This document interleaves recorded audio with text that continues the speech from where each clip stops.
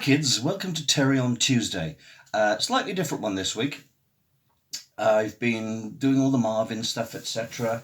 And while we're at it, I'll give you a quick tour of the Kitchen of Creation, which, as you can see, has got Marvin upper arm pieces everywhere. I've been sanding them for a while. So they were primed yesterday, and in the middle of the night, I ended up spraying them silver. And if you look outside, I've got two of the handables, as I call them, hand mandibles, hanging up with primer on them, and hopefully they'll get silvered up today.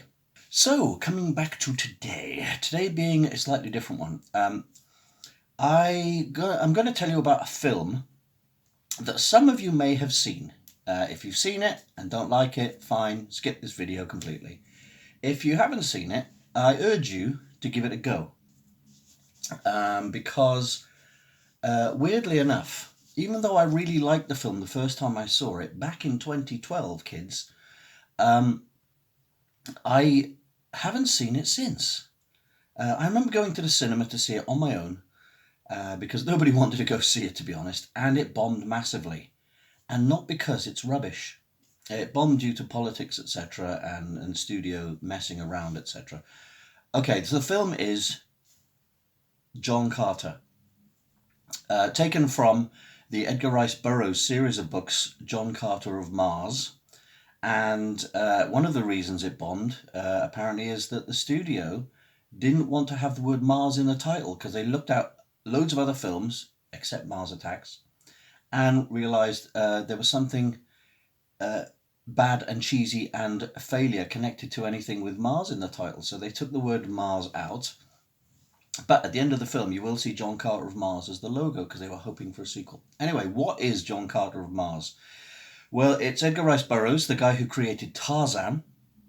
And it's kind of a Tarzan thing, in a way, in that it features a good-looking buff guy in pretty much a loincloth living with the savages. No, it's better than that.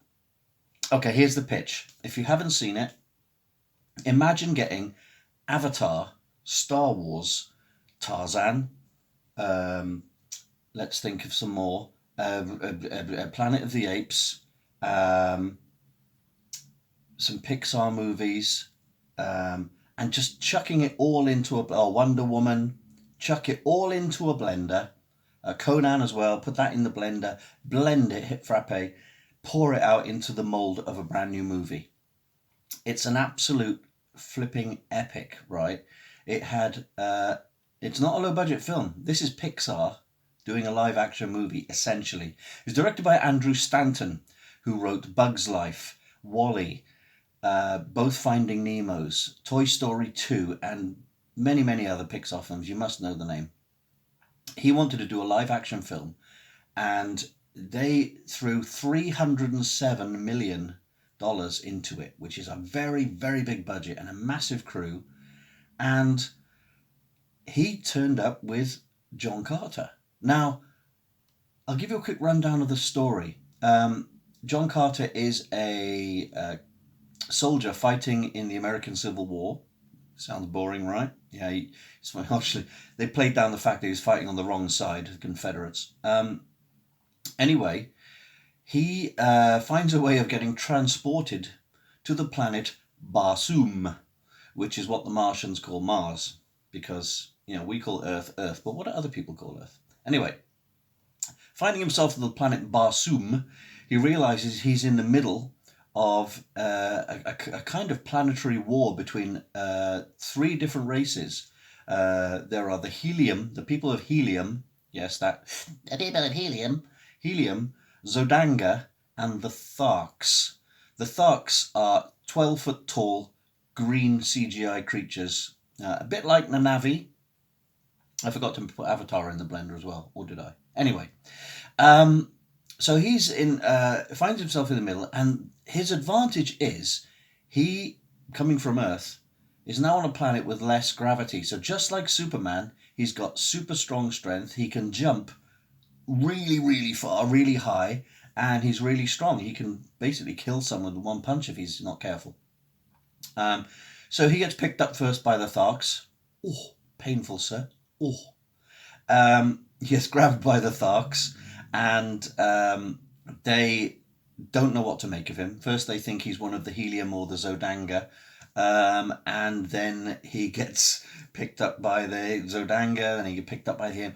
But look, this thing all takes place on the deserts of Mars with flying ships, creatures you've never seen before, amazing CGI creatures.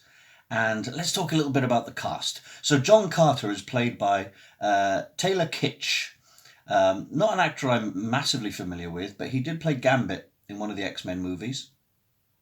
Next to him is the main Thark guy he meets is the current ruler of the Tharks. He's voiced by Willem Dafoe. Remember him, kids? Willem Dafoe's his character is called Tars Tarkas, and his second in command, who basically wants to take over the leadership, is voiced by Thomas Hayden Church, who played Sandman in the Spider-Man films with Tobey Maguire. So you've got Willem Dafoe and Tobey Maguire, both from Tobey Maguire Spider-Man movies. Sorry, Willem Dafoe and Thomas Hayden Church, both villains from the Tobey Maguire Spider-Man movies.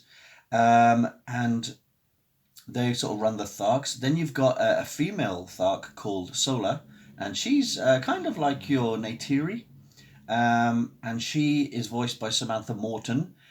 She's a British actress who's been in loads of things, but you'll probably most know her if you watch The Walking Dead as Alpha, the leader of the Whisperers. She was bald and she was completely psycho. Really good character. Apparently, I'm told there's a cameo from Jon Favreau and another cameo from David Schwimmer, but they're voices of other Tharks, so you've got to sort of blink and you miss them. I wasn't able to find a David Schwimmer, but I did find the Jon Favreau cameo.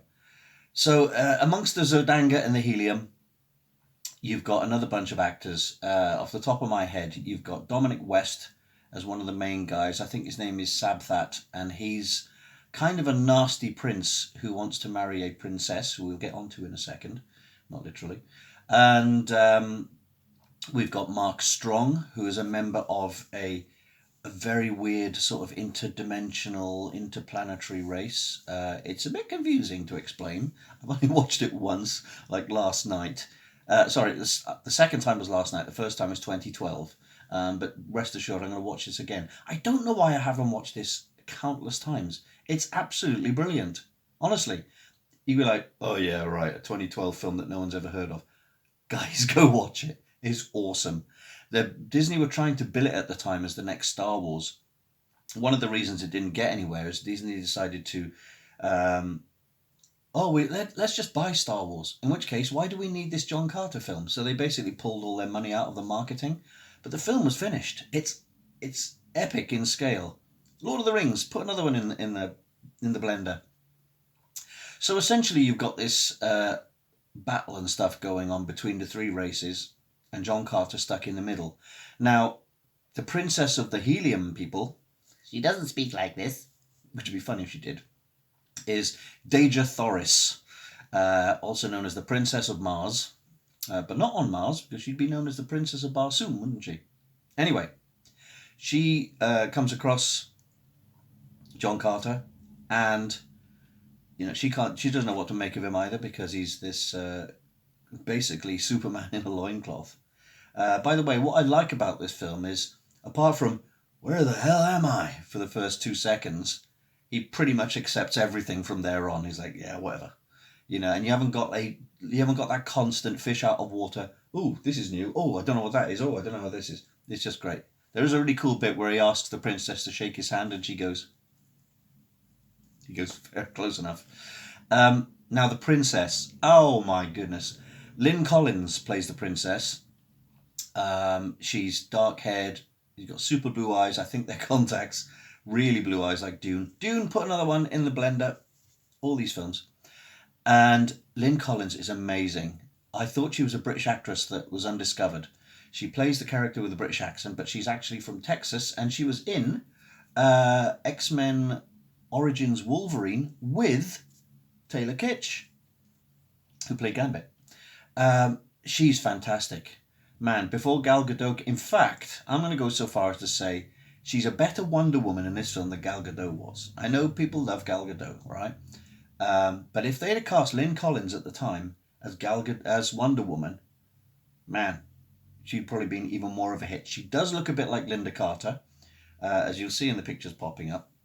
She's buff. She's really intelligent. She's not just, scantily clad. In the Edgar Rice Burroughs story, she's wearing practically nothing. But she's a warrior.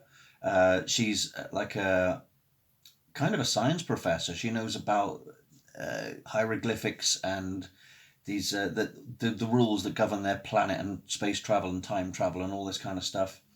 And she's just badass. She's not a damsel in distress by any means. She kicks ass. But she has her moments of weakness, as does John Carter. They help each other out. And she is, her character, Deja Thoris, is given the choice of she's got to marry Sab That, the Dominic West character, to try and save their planets. It's a kind of arranged marriage sort of situation. Anyway, there are creatures in there like you wouldn't believe. Most of the creatures have 8 legs. Not like spiders, but you've got these sort of elephant type rhino characters that have 4 legs either side. The Tharks themselves have 2 legs but 4 arms, and no noses. How do they smell? Horrible. No, I think they got little nostrils up here. But oh my goodness, what a film! What a film! Before I watched it yesterday, I remembered basically large scenes of them jumping from flying ship to flying ship and just having a battle in the desert, thinking this is very Star Wars, very kind of Tatooine meets Return of the Jedi type kind of thing. There's kind of speeder bike stuff in it, but there's a lot more in it than that. I watched it last night and I went, oh wow, I forgot how much was in this. It's really good. It's epic in proportion. There are battles. The reason I said Lord of the Rings is because there are some battles that, when it comes down to sheer numbers of people battling each other, there's loads of that. There's a great scene in the middle where John Carter takes a stand. I'll try not to spoil it for you if you want to watch it, but he takes a stand in the middle of the desert and says, right, that's it. I'm going to take you all on. And it's just glorious. It's really, really good. There's a gladiator amphitheater kind of scene, a bit like in Attack of the Clones, where he's been put to death. And they bring out some creatures. I won't spoil the creatures. Another CGI amazing creatures, and the battle scene is just incredible.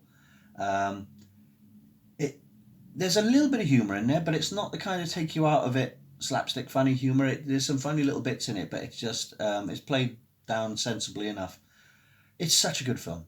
That's why I wanted to do a video of it, because I was watching it yesterday and I thought, oh well, let's just see if it's as good as I remember. It's better than I remember, honestly. Why I don't own books about it, about all the artwork, DVDs about it, etc., I don't know. And yes, it flopped. Why did it flop? Well, apart from the title thing, Disney had decided that they were buying Star Wars and basically didn't want to put any more resources into this massively over budget film that was constantly being edited all the way up to the last minute. Then they decided to put the film out with the title that just said John Carter and almost no marketing. All the cast were told there were going to be sequels and stuff, but even on the red carpet they were told this film's not going well with the critics. But it's such a good film. I read some of the criticisms. I went to IMDb and read some of the criticisms. Most of the reviews said it's a great film. It's just Joe Public, people like me going, yeah, nothing wrong with this film, it's great. There were a couple of critics on there saying, oh, well, it suffers from pacing and plot development and stuff. I didn't notice that. It kept me entertained from start to finish, honestly. The CGI characters, the Tharks, the tall green ones, are just really well animated. The lip sync is perfect. The facial expressions are good, and that's what you get for having Andrew Stanton from Pixar in charge of that side of things. Ben Burt has done some sound. Michael Giacchino, now he does everything, but Michael Giacchino did the soundtrack and won an award for the score. Ryan Church did was one of the design consultants on it. He did most of the Star Wars prequels. Whatever you think of the prequels, the design of the ships and the planets and the machinery was all great, and a lot of that was Ryan Church's work. There are obviously sound by Skywalker Sound. It's just it's like a massive recipe for success, yet it didn't succeed. I went to my charity shops yesterday to try and look for a copy of it on DVD, and I went through hundreds of DVDs. I couldn't find one copy. You know why? Because I reckon it was so bad, or it was received so bad, that nobody actually bought a copy of it. However, I will buy at least a DVD and possibly a Blu-ray of it. I'm going to buy some books about the artwork of it because it's just glorious. It was so much designed from scratch. It's like there's suits of armor, there's machinery, there's flying machines, there's creatures, there's landscapes, there's houses. It's all awesome stuff, and I thoroughly recommend it. I hope some of these pictures up here have persuaded you to give it a go. And if you have seen it a long time ago and thought it was nonsense, then give it another go. Why not? You may see it differently. As I say, I saw it yesterday for the first time since 2012, and it's better than I remember. Again, Taylor Kitsch is not the most charismatic actor in the world, but he's kind of on the level of Keanu Reeves. He's likable. If you like a good-looking dude, he's a good-looking dude. It's got to be said. He's buff. He's got some arms like crazy. He's a little bit Keanu Reeves meets Thor meets He-Man kind of thing. Lynn Collins as Deja Thoris. What a woman. She's like perfect and English. Not in real life, but her English accent is not an American doing an English accent, even though it is. It's not a tacky English accent. It's well spoken, as you can imagine, but it's like that. But it's good and it's realistic. I thought she was British when I watched it the first time in the cinema, convinced she was a British actress that I've never heard of before. She's basically Wonder Woman on Mars. Wow. The Tharks, Willem Dafoe, who else? We've got, I mentioned Jon Favreau, David Schwimmer, who are the Thomas Hayden Church, Samantha Morton. The Tharks are really good characters. They're tall. They're quite funny because they're green and they've got 4 arms, but they are like a proud warrior race as well. But they bring a lot of excitement and humour and stuff to it as well. It's so good. It's so good. That's all I've got to say, really. I've hit you with enough facts. I've hit you with enough gushing fan worship over this film. Go watch John Carter, and as all the YouTubers say, smash that like button, hit subscribe, hit the bell, let me know what you thought in the comments. Or as the critical drinker would say, that's all I've got for today. Go away now. Which is a brilliant way to end your YouTube videos, but I won't do that. I'll stick to my standard way of ending videos by saying, take care now. Bye-bye then.